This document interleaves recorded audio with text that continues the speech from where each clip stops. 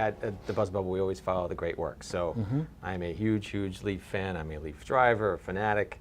It was the gas-powered everything TV spot that got me, and Happy Birthday TV spot that closed the deal for me. I was like, oh, it's been a year? Bible, it's here. Well, I'm going to get one tomorrow. Yeah. So what's the climate around the EV? I don't know, some of them call it the car wars. Well, I'll tell you, first of all, I'm a fanatic myself. I was one of the first people in Tennessee that got one. I think the governor got one before I did. I was living in Tennessee at the time, but I had my VIN number. It's the VIN number. It's 000000325. So I was like, I've got the 325th one, and I got to tell you, I was a believer, and I think it's one of those for 100% electric.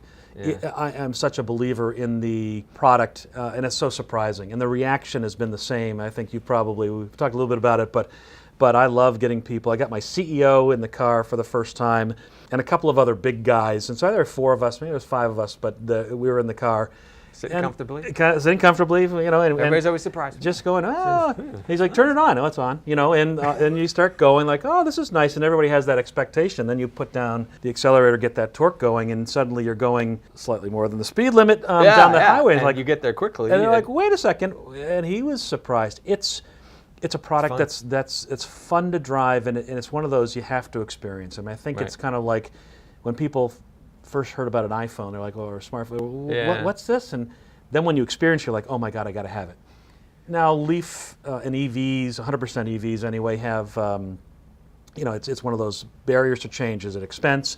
Is it range anxiety? But I think as you see, Nissan Renault just sold its 100,000th EV last month.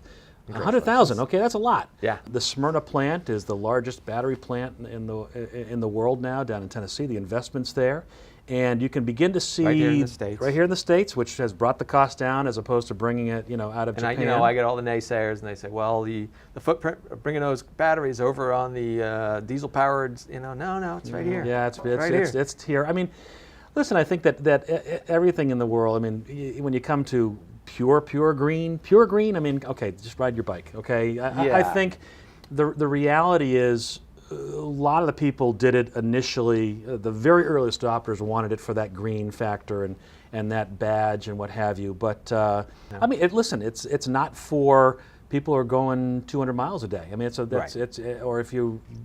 really refining. It's two-car families or two-car people in the United States. It's different in Japan. It's different in Europe. In Norway, a couple of months ago, it was the second best-selling car behind the Volkswagen Golf.